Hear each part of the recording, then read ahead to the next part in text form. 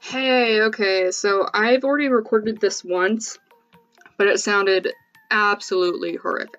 I don't know what was going up with my recorder, but almost everything I said was illegible.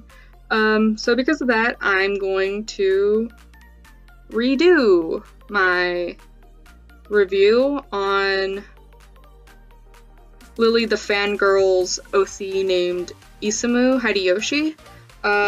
So welcome to this week's post that I usually do. I apologize for getting it out one day later. I had things come up. I was way more busy than I expected to be.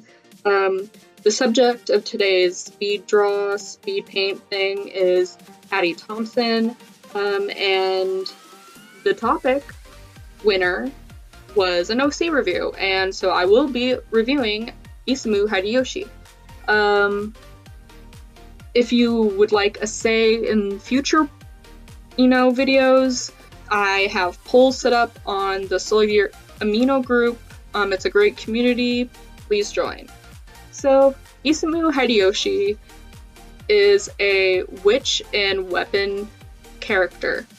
Their nicknames is Witch Weapon and The Magician. Those to me sound more like stage names, which I'm gonna assume they are more likely to be stage names than nicknames. A stage name in the Soldier universe is a name that students are allowed to pick for themselves every 2 years, something like that. Her birthday is December 12th, so 12/12. I think that's super cute. I know some people might say that's super unrealistic, but I don't think it is.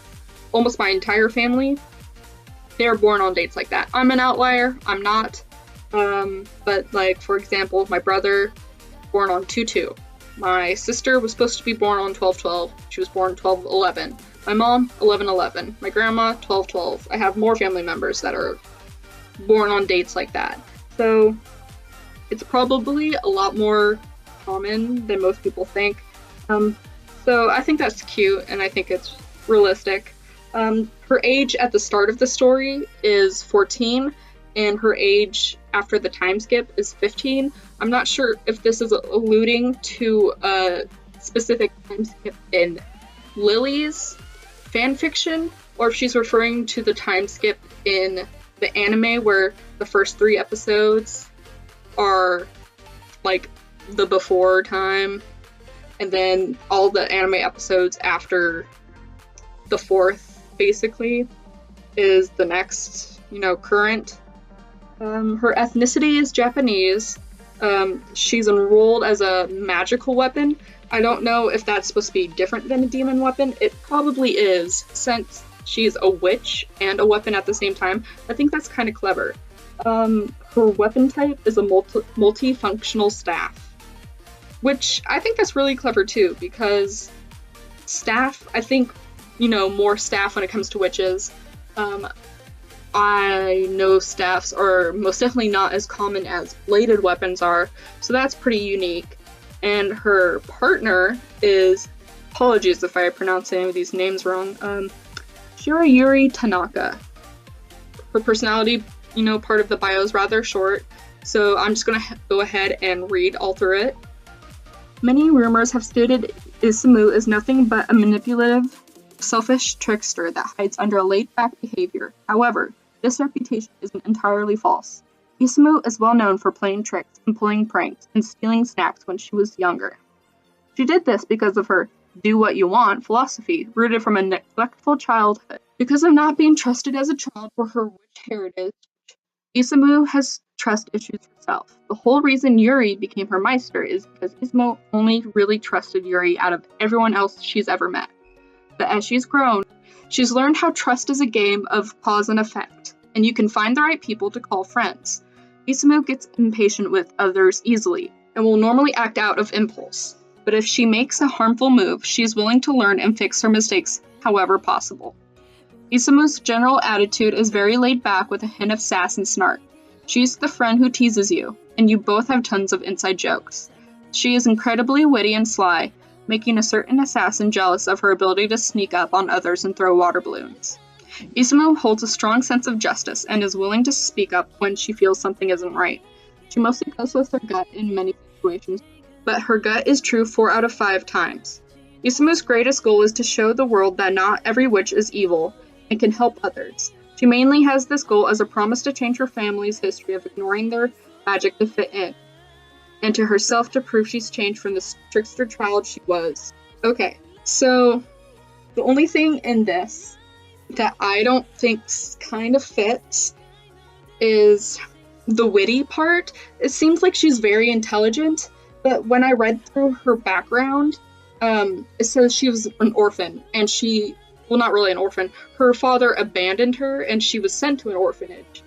And then she ran away from the orphanage. So that makes me think she didn't really get that much schooling. Like, I can understand that she's street smart, because that would make sense. She got around by herself. But I don't think she would be academically smart, if that makes sense. But besides that, it seems very realistic. It seems very balanced. I don't see anything besides what I mentioned that stands out as a possible, something's too overpowered or just doesn't make sense. That was the only issue I had with that. So now we're going to go through her background, which is also short and sweet, fast enough for me to read through. A witch known as Yukiko of the Ice Caverns fell in love with a human, and the human loved her back. They had a secret romance and raised a family of 3 children. Those children grew up either ignoring or embracing their powers. The child who ignored her family's power fled to live a normal life. He became a Meister, got married to his weapon, and had a daughter. That daughter was Izumo. And at first, she seemed to be a normal girl, but Izumo soon began using small bits of magic, and her father grew worried that she'd become a witch, the more she became interested in her powers. When Izumo's mother died of heart problems when she was very young, her father grew angry and depressed, and unable to raise his daughter. Izumo was taken into an orphanage and never got adopted. The more people ignored or feared her, the more angry she grew at the world. She fled the orphanage and got her revenge on being neglected by pulling pranks on others and stealing from famous shops to get attention. This got Izumo into a lot of trouble and kicked out of many different towns. Izumo grew more and more upset at how no one would love her like all of the other children. But one day, a young brown-haired girl named Shirayuri saw Izumo crying under a slide and asked if she wanted to play. Izumo was pulled back from the invitation, but eagerly accepted. The young girl continued to show Izumo kindness, and they created a strong friendship. Shirayuri helped Izumo realize that thieving and deceiving aren't the best reputation boosters. So Izumo tried to find a way to repay her past actions, and grew inspired to become one of Lord Death's weapons. Bringing a confused Yuri as her Meister, Izumo plans to show the world she's changed from the young prankster into a hero. So I really like how her life goal is really clearly stated in both the end of her personality and her background. The only thing that slightly caught me off guard is how, at first I thought it was a bit too much that her father abandoned her and she was in the orphanage and then she ran away from the orphanage. But rereading it a couple times over, I realized it's not actually that far-fetched when compared to how the Soul Eater universe works. There's a lot of really strange actions that happen in this, in this version of our world. For example, I had questions like, why did the orphanage let one of their children run away? That's very absurd. Obviously, that place would, get down. All the people working there would get their credentials taken away. Or they'd automatically call the police. They would be looking for Izumo. Other question that popped up into my mind was if she's stealing from really famous locations, why isn't she arrested? Shouldn't she be in a juvenile correctional facility? Shouldn't she be serving some sort of time for her crimes? Even though they're probably really petty, small thefts or something, because it says somewhere how she stole snacks. I mean, it would make sense for a child to try to take food, especially when they're by themselves, but in today's society, that child would still be like punished. They would be rehoused. They would be taken to a different foster home or a different orphanage.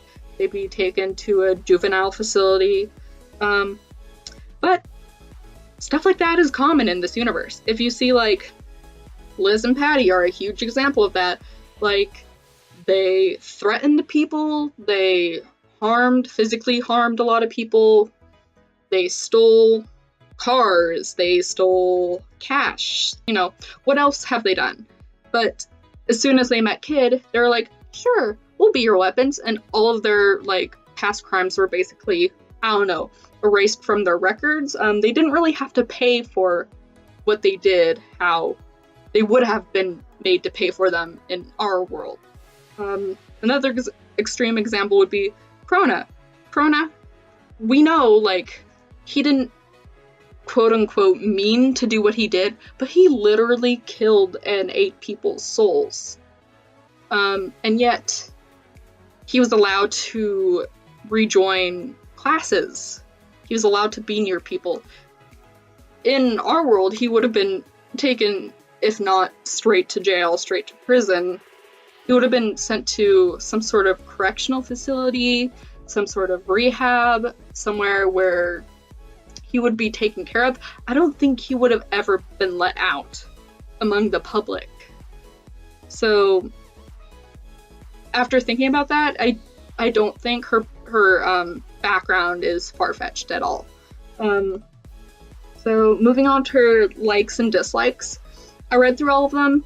It shows her favorite color, which is teal and lavender, which actually fits her outfit. She likes the winter season. That makes sense because she's kind of like an ice-themed witch. She likes pranks. She dislikes her father, being alone, criticism. Those all make sense. So I have no complaints. Nothing really seems out of the ordinary out of those. They all fit. I don't really have anything to say about her music preferences or the voice headcanon. None of them seemed out of place. In the extra traits area is where we get to learn more about her witch abilities. While she's in her human form, she has the ability to levitate and do, like, small teleportation. What I think she means by that is that it's short distance. I probably can't go through really thick items, like she might be able to pass through a simple wooden door, but she wouldn't be able to get past, say, a really thick concrete wall, which is very reasonable. And then when she's in her weapon form, so the staff, she can have, like, ice manipulation spells, which I think is also very clever to combine that with the weapon form. That also kind of makes sense with the staff. So because she's half human and half witch, her soul is hybrid soul. It's mostly human with a little traces of witch, which makes sense because if I remember correctly, it's her grandmother who, for lack of better words, is the purebred witch. Her grandfather is human. And then her father is a half witch and her mother is a human. So she would be like roughly a quarter. And then so it also ties in, like, she has the ability to stand really cold temperatures, which also makes sense because of the ice magic that runs in her family. So, for example, she says she doesn't need coats or jackets in really cold weather, but it's not that extreme. Like, she can't go running naked in the Arctic. She would still feel the effects of that. Yeah, that's mainly her, just the bio sheet. There's pictures of Isamu that she's drawn, but there's no written description, so I'm just going to quickly describe what Isamu looks like. She has very long, thick hair, which goes into, like, twin braids in the back. Most of her clothes, it's, like, the color scheme is black, lavender, teal, which are, lavender and teal, I think, were her favorite colors, so that makes sense. And her hair is, like, this really cool gray. It might have, like, really cool undertones, like maybe there's a little violet in there. I'm not sure if it's the marker or the light of how the picture was taken, but that's basically what she looks like. Okay, so I really like this character. It's believable to me. I if you said this was a real character from the show or the manga or the spin-off, I'd be like, yeah, I believe you. That sounds reasonable. There's no doubt in my mind that if you were ever to change part of the story, or in a few years look back on it and be like, wait a minute, I need to fix something, it'd probably be good no matter what you did. Like, from right here where it's at, I don't see anything that I would fix. I don't think anything needs to be fixed. There's nothing I would personally change about it. And whatever improvement you decide to make on it in the future, I have no doubt it will be anything but positive changes. Again, I apologize if I pronounced anything incorrectly. Please come back next week. Hopefully I'll get the next video out on time, how I would have liked this video to be.